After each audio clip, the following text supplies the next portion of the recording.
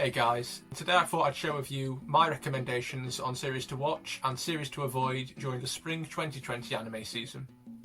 This is all based on my opinion, but I do think that there's quite a good spread of things here, and I think actually looking at the ratings on things like my anime list, my views tend to follow suit with the mainstream view at the minute.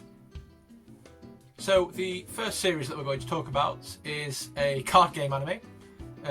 I'm a big fan of card games. I play quite a lot of card games. I love Yu-Gi-Oh! I love Card Fight Vanguard. But this series is slightly different. Shadowverse is an anime based around the Shadowverse mobile game, which is a mobile card game, slightly like Hearthstone. And it's just bad. I mean, the series is just boring. We're 8 episodes in now, and nothing has happened. There's no real conflict. It's just some kids that meet up to play, a kind of carbon copy of Hearthstone or Legends of Runeterra, and there's really nothing to it. It holds a very low rating on my anime list. I think it's about a 5, something like that. And it's trash. It's just awful, really awful. I am going to stick with it just to kind of see it out. I'll probably watch to see whether it gets up to kind of 13 episodes. They've not announced how many episodes there are, but after that I will be dropping it. If you want to watch a good card game anime that's coming out this season, the delayed Card Fight Vanguard anime is coming out next Saturday, the 30th of May. Next up on our list is Listeners. Now, I was really excited about Listeners when it got announced. I'm a big fan of anime based around music. I really like Detroit Metal City and K-On! And I'm also a big mecha fan. I really enjoy Gundam. So I was really looking forward to this and seeing what was going to come of it. Unfortunately, what has come of it is very lackluster and very boring.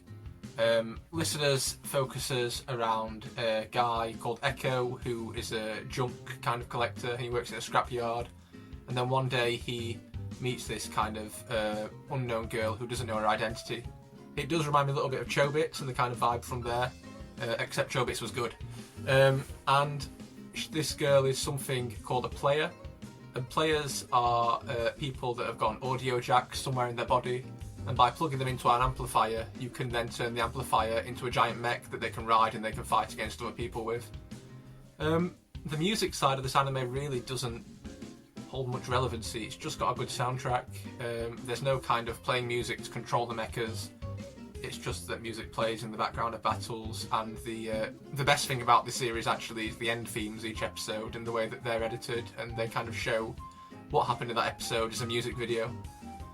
Apart from that, it's very boring. I think it holds around a 6 on my anime list. If you want to watch a series that's got nice mech battles and really good music, I'd probably look no further than the Mobile Suit Gundam Thunderbolts OVAs. They are reasonably good, better than Listeners anyway. The next series on our list is a okay series. It's something I've enjoyed kind of turning my brain off and watching, and that's The Eighth Son, Are You Kidding Me? It follows a 25-year-old businessman who is teleported in a kind of isekai-esque way into this fantasy world where he lives as a 6-year-old son of a noble family, but a noble family that are incredibly poor. And as the 8th son in the lineage to taking over the family, he has to find something else to do with himself. And that ends up being that he learns about magic powers, and he learns he has magic powers. He goes off to a school to train, and then he becomes an adventurer. It's very generic. It's got its kind of harem-esque line to it, I guess, but there's nothing really to say about it because, again, it's just really similar to so many things that we've already seen. Although it's not quite the same, I'd say something like Zero no Tsukamai, Zero's Familiar is a much better watch than this, and it focuses on the kind of magic fantasy world where somebody's been teleported into another world. It holds kind of high 6, low 7 rating on my anime list most of the time. It's worth watching if you've got nothing better to do, if you're in lockdown like me, but otherwise I'd probably avoid it. Next, we move into the series which I'm actually really enjoying, and the first really of the start of my recommendations and the things that I think are really worth checking out. The first series I want to talk about is a series called Glypher. Now, Glypher is slightly different to our kind of normal isekai-esque things that we've been getting churned out over and over again over the last couple of years, in the fact that actually this is something which comes into the main character's world rather than he teleports into another world. What happens in this series is there's a young boy who's in school, and he ends up gaining this strange power to transform into a dog mascot outfit. In this form, he's able to have much spare strength, and he's able to fight. He also has a gun on his side, and he has a heightened sense of smell. This seems to be something that he kind of tries to ignore as much as possible, until one day in the distance he smells a burning smell, and he looks off and notices that there's a burning building, and in that building there's a woman who he decides to try and save. After doing this good deed, or this seemingly good deed, the woman ends up showing up at his school the next day with his phone that he's left behind, and she's fully aware that she knows that this guy has got these powers, and she begins to use these powers to her own gains under the threat that she'll reveal his identity to the rest of the school and to the rest of the world. Playing on that fear, she uses him to try to find her sister that's gone missing. It's hard to say much more about this series because actually anything more than that would be spoilers. What I will say is that this is a really dark series. It keeps me on the edge of my seat every time I watch it. I found it really interesting and really good to engage with. The one downside I'd say is that it has been cheapened slightly with quite a lot of ecchi. There's quite a lot of kind of stripping down to underwear in this series, which is a shame. But they've given a strange explanation for why that has to happen in the anime, which I can't really go into. But it's a good series, it's dark, and it's probably worth a watch actually. It's probably something which I would recommend. Glypher is, I'd say, it's a good action anime, it's a good anime with good fight scenes, and it's something which you're not going to be bored watching. The next series I want to talk about is a series which takes the fantasy and the magical aspects we've seen of pretty much everything I've already spoken about to now, whether that's card games kind of having holograms, or being teleported off into different worlds, or superpowers, and it really throws all that away and gives us a really raw image of real life and a mirror for a lot of us on our own lives. Sing Yesterday for me is a series that focuses around a young man who has recently graduated, and he's found himself now working in a dead-end job in a convenience store, and that seems to be going fine for him. It's kind of a meaningless existence. But that all changes when his ex-girlfriend from college shows up back in town, and also a new girl who visits him in the store who decides that she's going to become his love interest too. And it focuses around human relationships, it focuses around the dealings of how we as people deal with grief, and how we deal about the death of loved ones, how we deal about rejection, and actually what it's like to live in the real world, what it's like to not be a superhero, and what it's like to not be the most successful person in the world, what it's like to live an ordinary life and all the things that come along with that.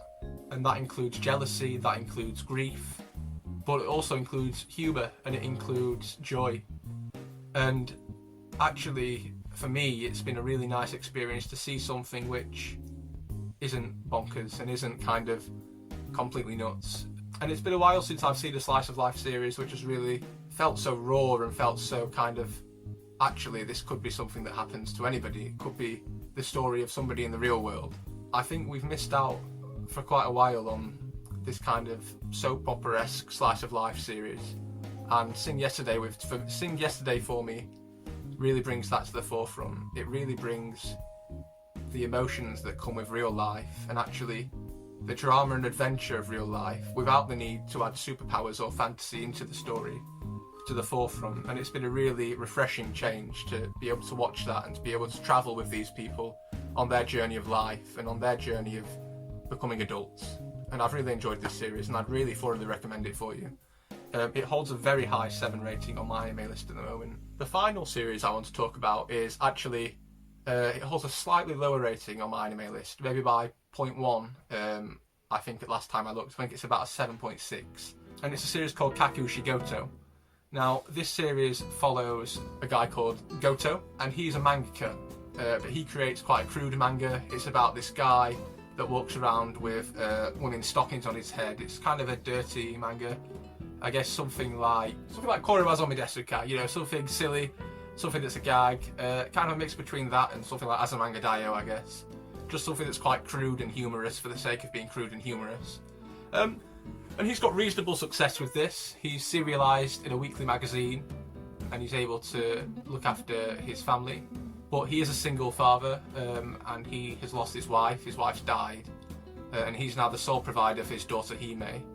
And Hime is an early elementary school student, and she is an absolute joy. You know, she is kind of this bubble of positivity. But Gotoh doesn't want to reveal the fact that he is a mangaka to his daughter, especially a mangaka of such a crude, rude manga that he creates. So he pretends that he's a daily salaryman, and he kind of has this scene where he goes off and he gets changed into a suit every day on the way back from work, and then puts on a kind of t-shirt on his way into work to get the mangaka look. This series is absolutely hilarious. The kind of relations between these characters, between Gotoh's staff and himself, and all the crazy lengths he'll go to keep his profession a secret from Hime. But as the series progresses, it's clear that from these short scenes that we see in every episode, as Hime has grown older and as she becomes a high school student, something's happened to Gotoh and he's not seen in these scenes. And it's clear that this cute, humorous series is going to suddenly start to need us to pull out some tissues, because we're going to take this character and these characters that have got such a great bond, and you know, it's been a really happy series, that you can sit and smile at while you're watching. And a lot of the time I find myself actually physically smiling watching this series, and it's clear that actually you know, it's great to have good things in life and to have happiness, but that doesn't always last forever, and something's going to happen in this series which hasn't been revealed yet, but we get snippets from the very first episode where we see the family house abandoned, where something's going to happen, and all this joy is building up to something which perhaps might not be as nice. So I'm looking forward to seeing how this funny anime is going to become much more serious, and we see that in a lot of ways. We see Gotoh really working hard to be a good dad for his daughter, and the lengths he'll go to for that.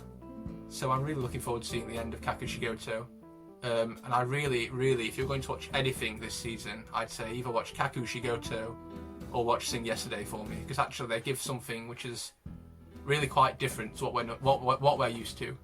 So I'd really recommend checking out one of those series and trying it for yourself. But what are you watching this season? Is there anything you're watching? Is there anything you were looking forward to seeing that's been delayed? There's a few things for me. The Higurashi anime and the final part of Sword Art Online come to mind, two series that have been delayed, which I'm looking forward to seeing at a later date, as well as the Cardfight Vanguard anime that was also delayed. But there is still some gems, and actually the delays haven't meant that we've had a completely blank slate to watch this season. I am missing some big names on my list. There's the Tower of God anime, which a lot of people have recommended, and I've not decided whether I'm going to watch that or not yet. I'd love to hear your thoughts on that series and whether it's worth checking out. Towards the end of this season, I will then do a wrap-up of all the series that I've watched, which will be a much more in-depth review, and will probably contain spoilers, unlike this one where I've tried to avoid them as much as possible. So if you do want to see that, please subscribe to the channel, and I hope to share that with you in just over a month's time. But until then, I'll see you next time, guys.